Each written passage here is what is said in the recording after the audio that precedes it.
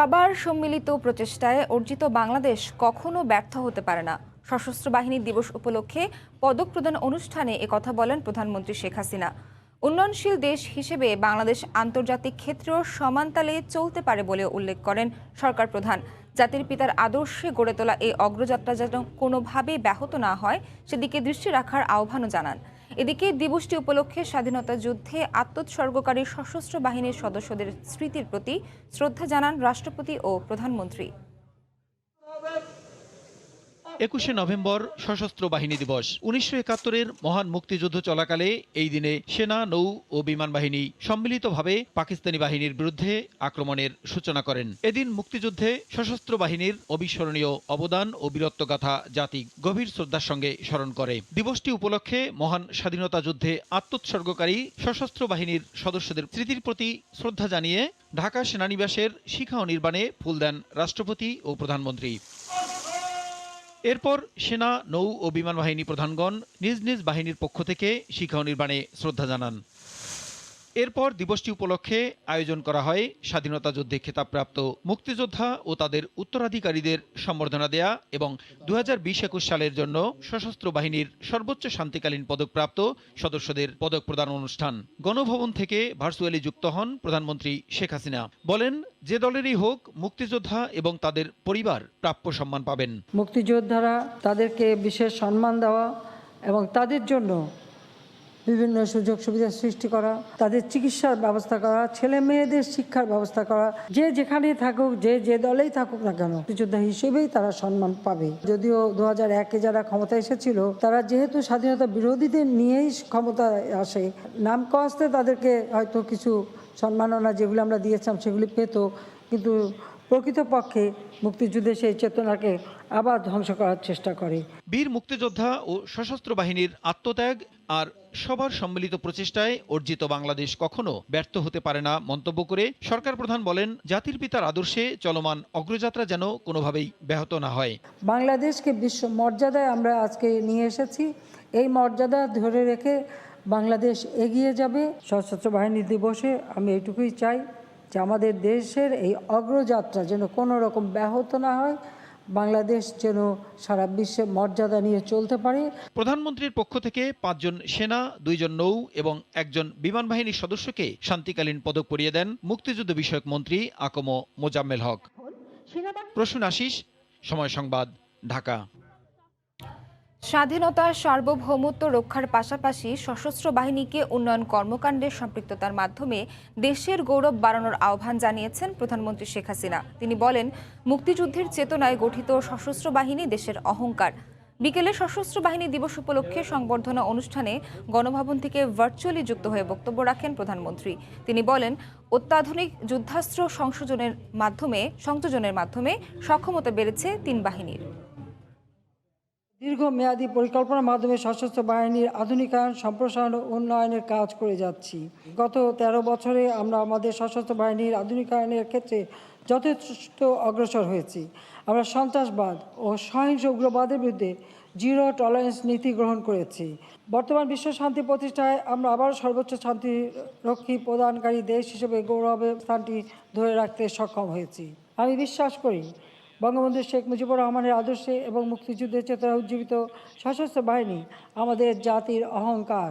দেশের সার্বভৌমত্ব রক্ষার পাশাপাশি উন্নয়নমূলক কাজে অবদান রেখে দেশের গৌরব সমুন্নত রাখতে পারেন, আমি সেটাই বিশ্বাস করি।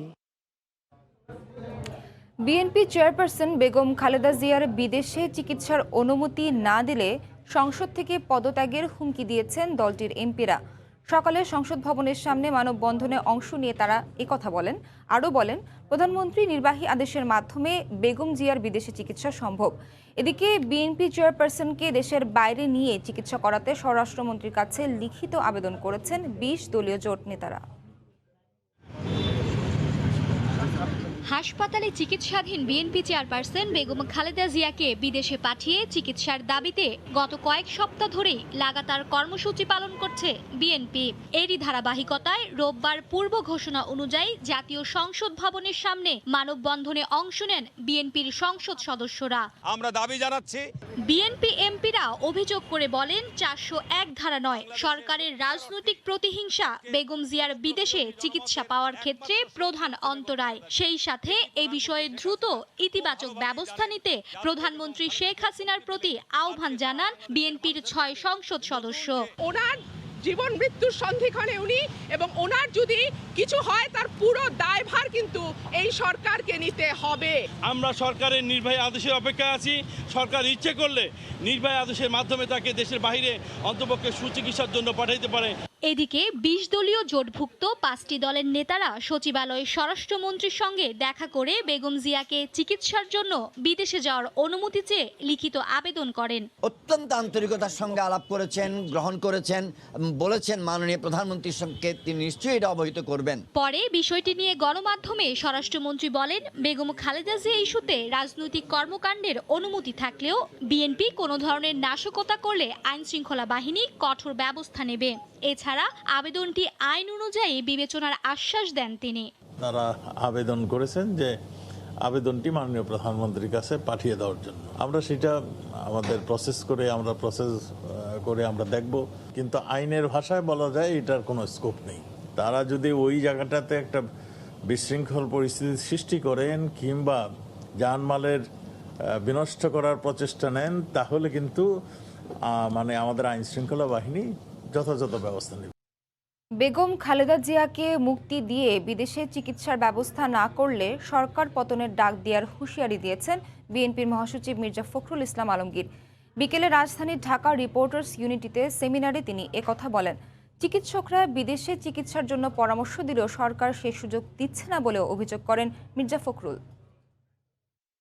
অবিলম্বে দেশনেত্রী বেগম খালেদা জিয়াকে বিদেশে চিকিৎসার সুযোগ দেওয়া হোক, তাকে মুক্তি দেওয়া হোক, তা না হলে এই সরকারের পতনের আন্দোলন তাদেরকে অবশ্যই তাদের পতনের সামনে দাঁড়াতে হবে। ব্রিটিশ, পাকিস্তান এবং পরবর্তীকালে বাংলাদেশের 3টি অধ্যায় পার করেছেন অত্যন্ত দাপটের সঙ্গে। যিনি খামোশ বললে সবাই খামোশ হয়ে যেত, থেমে যেত।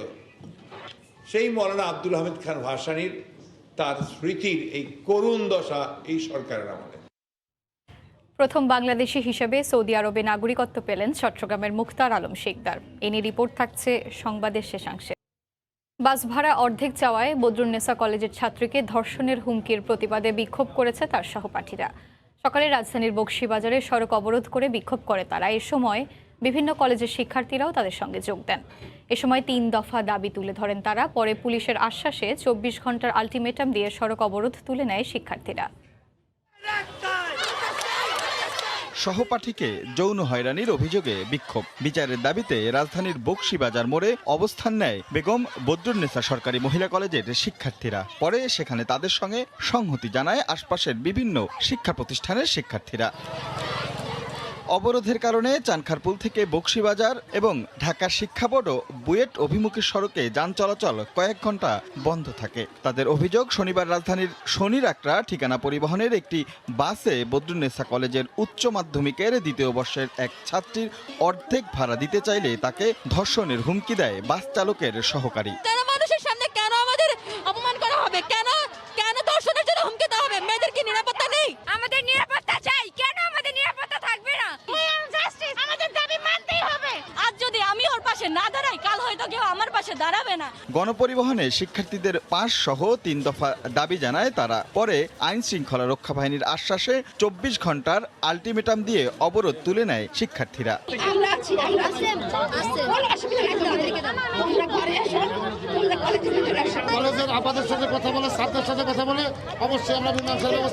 এদিকে গণপরিবহনে শিক্ষার্থীদের হয়রানির প্রতিবাদ ও শিক্ষার্থীদের হাফ পাস চালুর দাবিতে ঢাকা বিশ্ববিদ্যালয়ের টিএসসিতে বিক্ষোভ করেছে ছাত্রছাত্রীরা।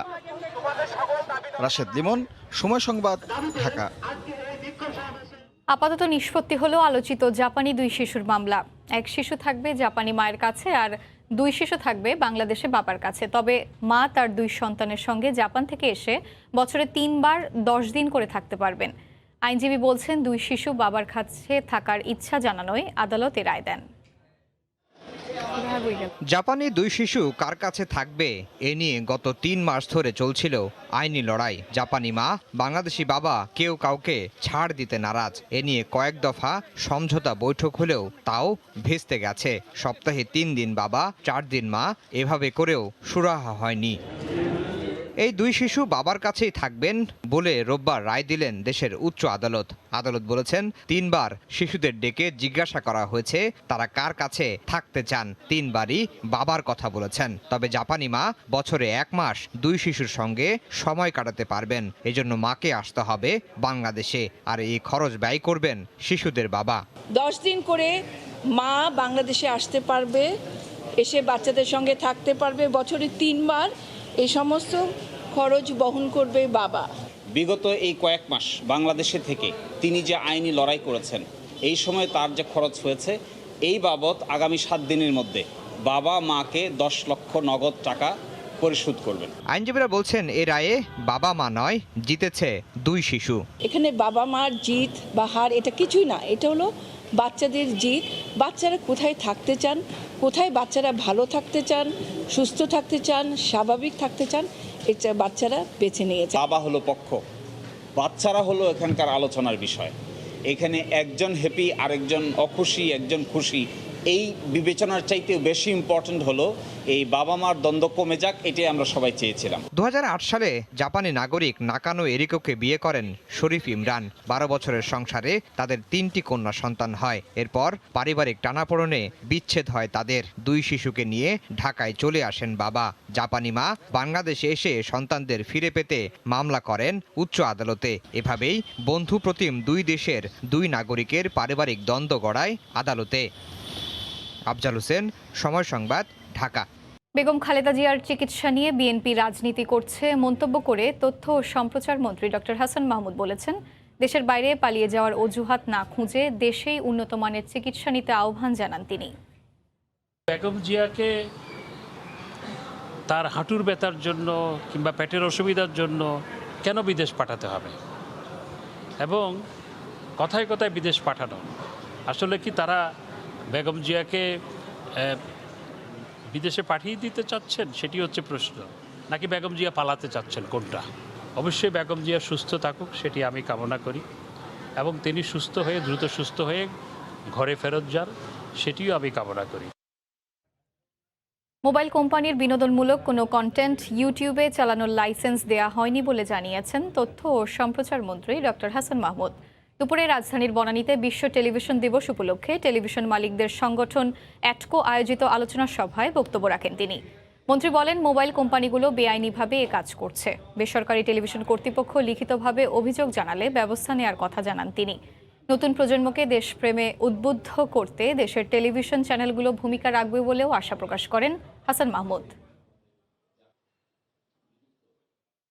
বিভিন্ন টেলিফোন কোম্পানিগুলো তারা এন্টারটেইনমেন্ট কন্টেন্ট তৈরি করে সেগুলো আবার একটা ইউটিউব চ্যানেল হিসাবে তারা সেগুলো চালাচ্ছে, তাদেরকে সেই লাইসেন্স দেওয়া হয়নি। আমি সেই জন্যে বিটিআরসি এবং টেলিকম মিনিস্ট্রিকে আমরা বেশ কয়েকবার চিঠি দিয়েছি। লাইসেন্সের শর্ত ভঙ্গ করে কেউ কিছু করবে, সেটি হতে পারে না। অন্যের নামে নিবন্ধিত মোবাইল নম্বর ও ভুয়া ইমেইল দিয়ে বিক্রয়.com, পরে সেখানে মোবাইলের বিজ্ঞাপন, গ্রাহকের আস্থা অর্জনের জন্য পুলিশ পরিচয়, অগ্রিম টাকা পেতে কুরিয়ার সার্ভিসের বুকিং স্লিপ পাঠানো, সবখানেই প্রতারণার আশ্রয়। অনলাইন শপ বিক্রয়.comকে ব্যবহার করে প্রতারণার হাট খুলেছে একটি সংঘবদ্ধ অপরাধী চক্র। চক্রের 3 সদস্যকে গ্রেফতারের পর পুলিশ বলছে গ্রাহকের লাখ লাখ টাকা হাতিয়ে নিয়েছে তারা। বুলবুল রেজার রিপোর্ট। বিক্রয়.com মোবাইল ফোন থেকে শুরু করে বাড়ি গাড়ি সবকিছুই কেনাবেচা করা যায় অনলাইন এই মার্কেট প্লেসে। এমনকি খুঁজে নেওয়া যায় চাকরি এবং মনের মতো জীবনসঙ্গীও। ডিজিটাল এই প্ল্যাটফর্মে পণ্য বিক্রির জন্য প্রতিদিন লাখ লাখ বিজ্ঞাপন প্রচার হয়। বিজ্ঞাপন দেখে এরা সবাই মোবাইল সেট অর্ডার করেছিলেন। কয়েক দফা টাকা পরিশোধের পরও পাননি কাঙ্ক্ষিত পণ্যটি। সুন্দরবন কুরিয়ার সার্ভিসে যোগাযোগ করি, ওনারা আমাকে বলে যে কাগজটা সুন্দরবনের না, এটা ভুয়া কাগজ। 3 দিন তাদের সাথে যোগাযোগ রাখি, 4 দিন যোগাযোগ রাখি, ফোন খোলা থাকে না। আমার ভিতর সন্দেহ ঢুকে গেছে। তারপর এক পর্যায়ে দেখি তাদের 2টা নাম্বারই বন্ধ করে দেয়।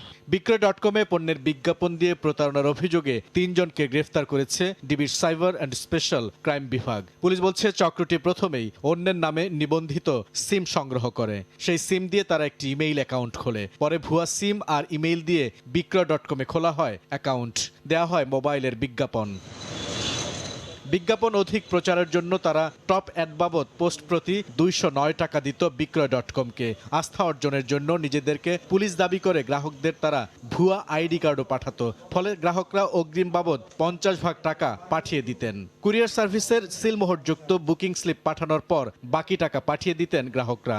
সুন্দরবন কুরিয়ার সার্ভিসের একটি বুকিং বই তারা 35,000 টাকায় কিন্তু পণ্য বিক্রির পুরো প্রক্রিয়াটিকে অস্বচ্ছ দাবি করে পুলিশ বলছে দায় এড়ানোর সুযোগ নেই বিক্রয়.কম ও সুন্দরবন কুরিয়ার সার্ভিসের। আইনের আওতায় আনা হবে তাদেরকেও। বিক্রয়.কমের আসলে অনেক লায়াবিলিটি আছে। এটা ইতিপূর্বে বিক্রয়.কমে অনেকগুলি ঘটনা এরকম ঘটেছে। যেহেতু এটা একটা প্ল্যাটফর্ম, এটা যাতে প্রতারকরা ব্যবহার না করতে পারে, বিক্রয়.কমের কর্তৃপক্ষকে অনেক সচেতন হওয়া উচিত ছিল। কুরিয়ার সার্ভিসের যারা কর্তৃপক্ষ আছে তাদেরকে ওই বিষয়ে সজাগ থাকা উচিত। তার বইগুলি কিভাবে গেলে এটাও কিন্তু আমরা এই মামলার তদন্তের স্বার্থে আমরা কিন্তু এটা নিয়েও কাজ করব।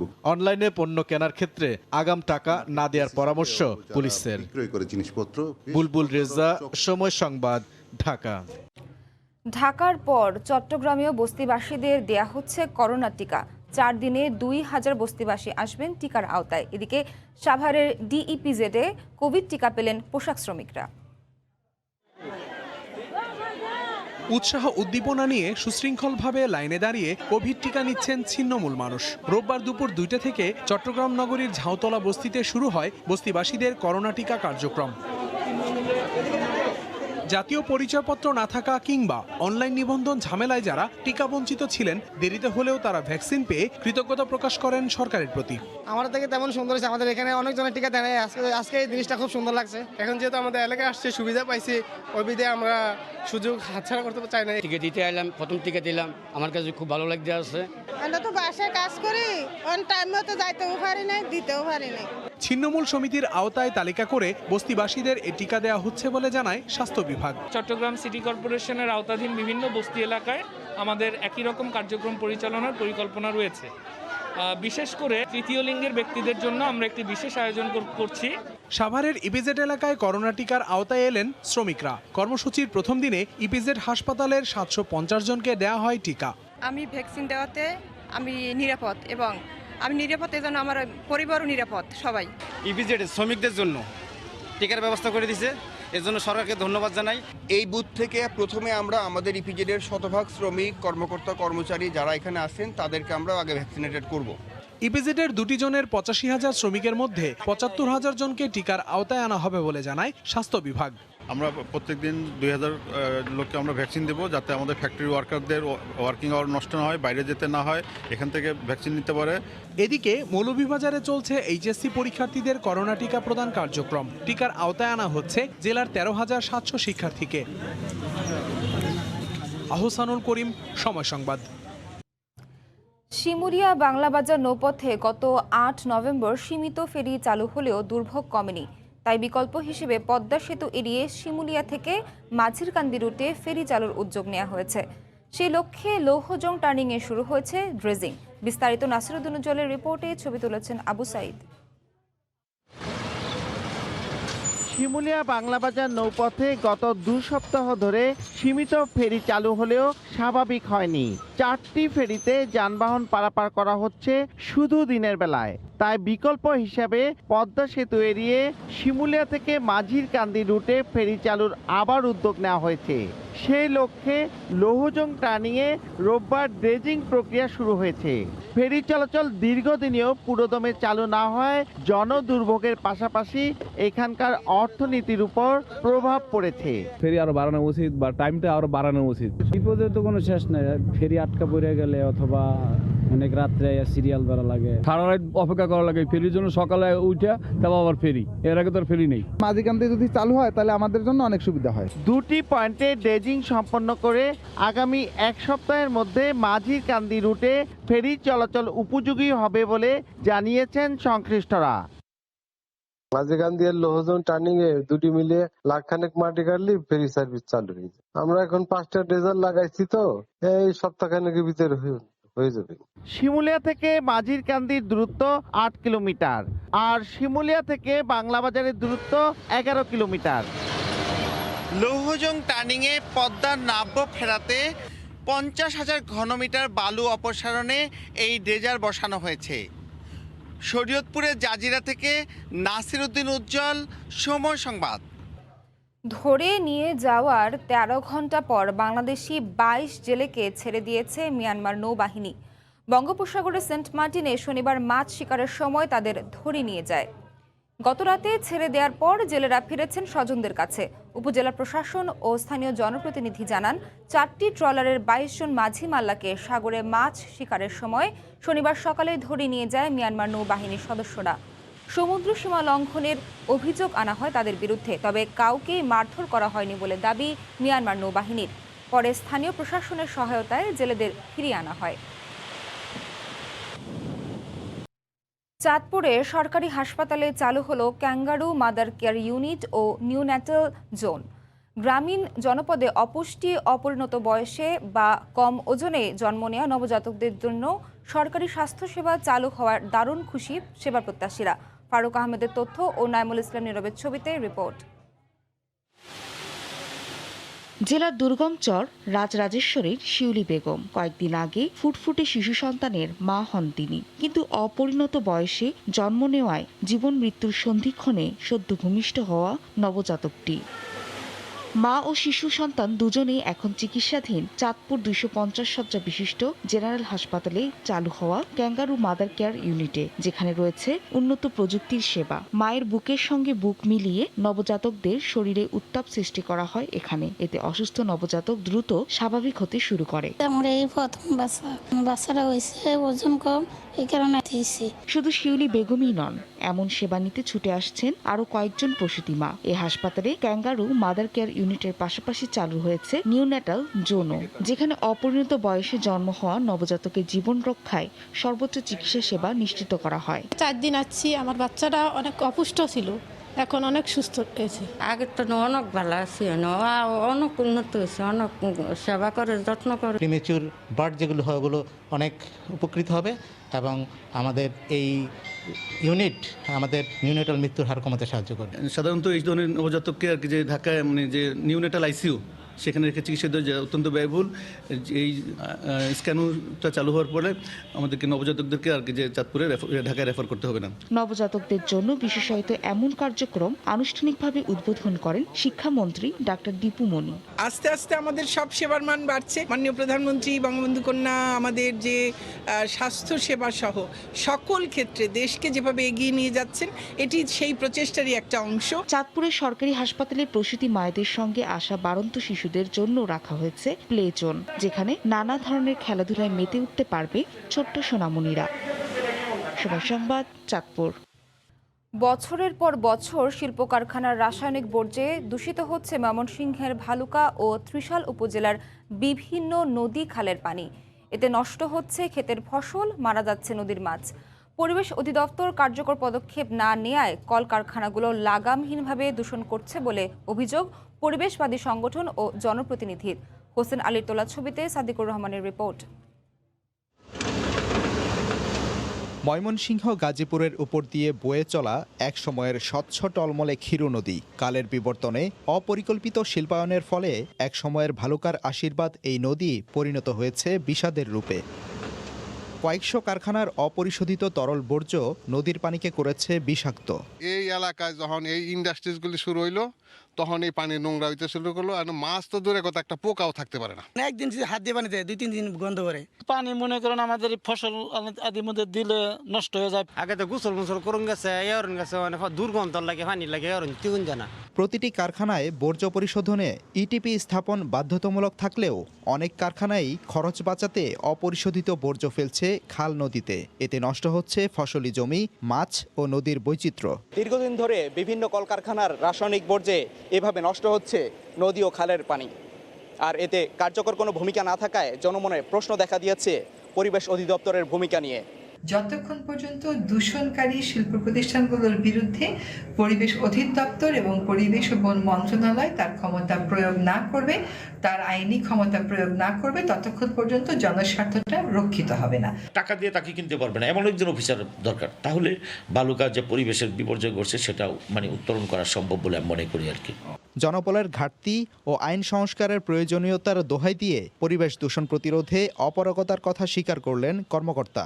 আর আইন লঙ্ঘনের ছাড় না দেওয়ার কথা জানালেন জেলা প্রশাসক। স্যাংশন ফোর্স যে সেই পোস্টে কম আছে, এটা দ্বিগুণ করলেও মনে হয় হবে না আর কি। এখন কাজে তো বেড়ে গেছে আসলে।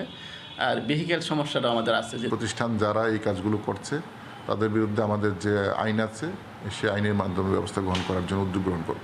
পরিবেশ দূষণের অভিযোগে গত এক মাসে ময়মনসিংহ বিভাগে 5টি প্রতিষ্ঠানকে ৬৮,11,০০০ টাকা জরিমানা করেছে পরিবেশ অধিদপ্তর। সাদিকুর রহমান, সময় সংবাদ, ময়মনসিংহ।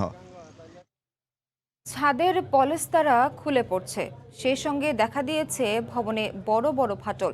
7 বছর আগে পরিত্যক্ত ঘোষণার পরও নওগাঁর কেন্দ্রীয় বাস টার্মিনালের ঝুঁকিপূর্ণ ভবনের নিচেই চলছে কাজ। যে কোনো সময় ভবন ধসে ঘটতে পারে বড় রকমের দুর্ঘটনা। পরিবহন সংশ্লিষ্টরা বলছেন, বিকল্প ব্যবস্থা না থাকায় বিপদ জেনেও ঝুঁকি নিয়ে নড়বড়ে ভবনের নিচে কাজ করতে বাধ্য হচ্ছেন তারা। নওগাঁ থেকে এমআর রকির রিপোর্ট, ক্যামেরায় ছিলেন রকিবুল ইসলাম। এ যেন মৃত্যু ফাঁদ। সিমেন্টের পলেস্তারা খুলে পড়ায় ছাদ রক্ষার মূল কাঠামোর রডগুলো অনেকটাই ফাঁকা, আবার অনেক জায়গায় ভারসাম্য ধরে রাখতে না পারায় খুলে পড়েছে রড ও সিমেন্ট। পুরো ভবনের প্রায় 80% এমন ভয়াবহ চিত্র নওগাঁর কেন্দ্রীয় বাস টার্মিনালের। জেলার 11টি উপজেলার আন্তঃযোগাযোগের জন্য শহরের বালুডাঙ্গা এলাকায় 1985 সালে নির্মাণ করা হয় বাস টার্মিনাল। দ্বিতল কাঠামোতে গড়ে তোলা এই ভবনের নিচে টিকিট কাউন্টার, খাবার সহ বেশ কিছু দোকানপাট রয়েছে। 3 দশক আগে নির্মাণ করা জেলার এই বাস টার্মিনালের মূল ভবনে বড় বড় ফাটল দেখা দেওয়ায় 7 বছর আগে পরিত্যক্ত ঘোষণা করে ফায়ার সার্ভিস কর্তৃপক্ষ। পরিত্যক্ত এই ভবনে ঝুঁকি আর আতঙ্ক নিয়ে নিত্য কাজ করার কথা বলছে পরিবহন সংশ্লিষ্টরা। এখানে আমরা কাজ কাম করি, খুব সমস্যা। ভবনের এটা সম্পূর্ণ খোলা যাচ্ছে, রড বার হয়ে যাচ্ছে, যাত্রী থাকার খুবই কষ্ট। এই টার্মিনাল কখন যে ঢুকে পড়ে যাবে আমরা কেউই জানি না। বর্ষা লাগলে এখানে খুব কাদা, টার্মিনাল অচল, এখানে প্যাসেঞ্জার আসতে পারে না। বড় ধরনের দুর্ঘটনা এড়াতে ঝুঁকিপূর্ণ এই ভবন দ্রুত ভেঙে আধুনিক বাস টার্মিনাল গড়ে তোলার দাবি পরিবহন নেতাদের। আর পৌর মেয়র বলছেন, ঝুঁকিপূর্ণ ভবন সরাতে তাগিদ দেওয়া হলেও কাজ হচ্ছে না। জায়গা আরো বরাদ্দ নিতে হবে, গাড়ির সংখ্যা বাড়ছে, যাত্রীর সংখ্যা বাড়ছে। আমরা বিভিন্ন দপ্তরে বিভিন্নভাবে যোগাযোগ করি টার্মিনাল সংস্কারের জন্য।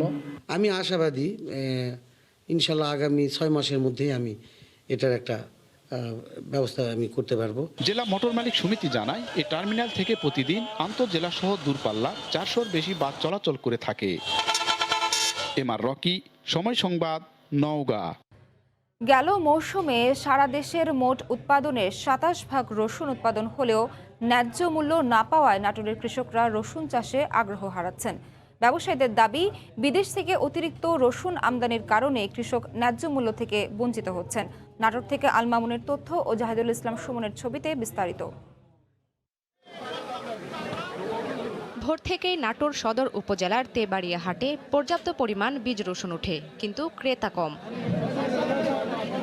গত মৌসুমে প্রতি বিঘা জমিতে রসুন উৎপাদনে খরচ পড়ে 40,000 টাকার মতো। প্রতি বিঘায় 22 থেকে 25 মণ রসুন উৎপাদন হলেও বর্তমানে প্রতি মণ রসুন বিক্রি হচ্ছে 800 থেকে 1000 টাকায়। এতে লোকসান হওয়ায় এবার রসুন চাষে আগ্রহ কমেছে কৃষকদের।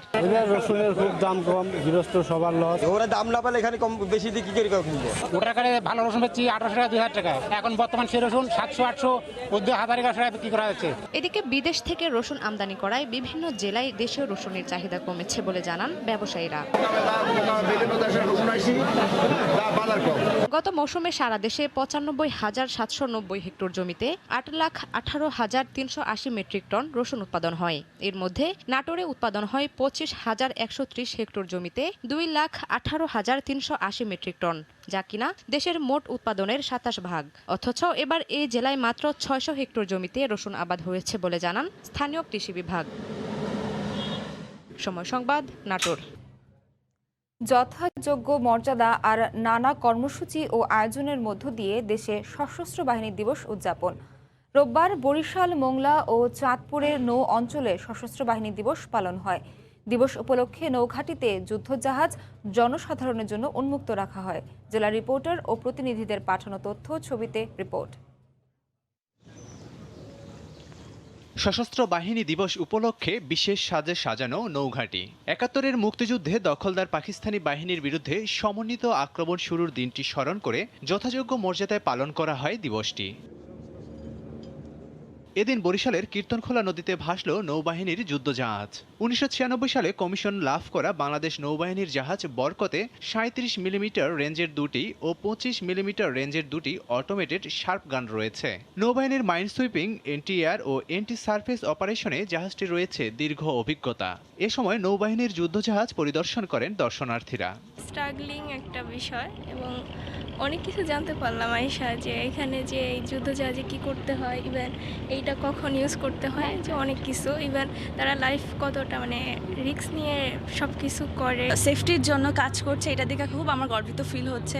এই জায়গায় এসে বন্দুক দেখছি, জাহাজ দেখছি, নৌবাহিনীতে দেখছি, দেখতে খুব ভালো লাগছে। যুদ্ধজাহাজটি প্রদর্শনীর সময় যে কোনো অনাকাঙ্ক্ষিত পরিস্থিতির নিয়ন্ত্রণে দায়িত্বে ছিল স্থানীয় পুলিশ প্রশাসনের সদস্যরা। এছাড়াও চাঁদপুর পুরানো লঞ্চ টার্মিনালে নৌবাহিনীর জাহাজ অদম্য পরিদর্শন সবার জন্য উন্মুক্ত ছিল। এতে দর্শনার্থীরাও বেশ মুগ্ধ হন। আমি খুব নিজেকে গর্বিত অনুভব করছি যে এত সুন্দর এবং অত্যাধুনিক জাহাজ আমাদের দেশে আছে, যা আমাদের বহিঃশত্রুর হাত থেকে রক্ষা করবে। পাবলিক তো আমরা জানি না আসলে এগুলোর কেমন কি কাজ বা দেশকে শত্রুপক্ষে প্রতিহত করার জন্য। মোংলার দিগরাজ নৌঘাটিতে নৌবাহিনীর যমুনা যুদ্ধজাহাজে যুদ্ধের নানা কলাকৌশল দেখানো হয়। এ সময় ঊর্ধ্বতন কর্মকর্তারা উপস্থিত ছিলেন। লাবিব হাসান, সময় সংবাদ। চট্টগ্রামে শুরু হয়েছে ৬ দিন ব্যাপী গাড়ির মেলা। মেলার উদ্বোধন করেন শিক্ষা উপমন্ত্রী মহিবুল হাসান চৌধুরী নওফেল। দুপুরে নগরীর আগ্রাবাদে এ মেলার উদ্বোধন করেন তিনি। এ সময় দেশীয় প্রযুক্তি ব্যবহার করে গাড়ি তৈরিতে কোম্পানিগুলোকে এগিয়ে আসার আহ্বান জানান শিক্ষা উপমন্ত্রী। মেলায় প্রদর্শিত হয় নানা ব্র্যান্ডের গাড়ি। স্পট বুকিংয়ে ক্রেতাদের জন্য বিশেষ ছাড়ের ব্যবস্থাও রাখা হয়।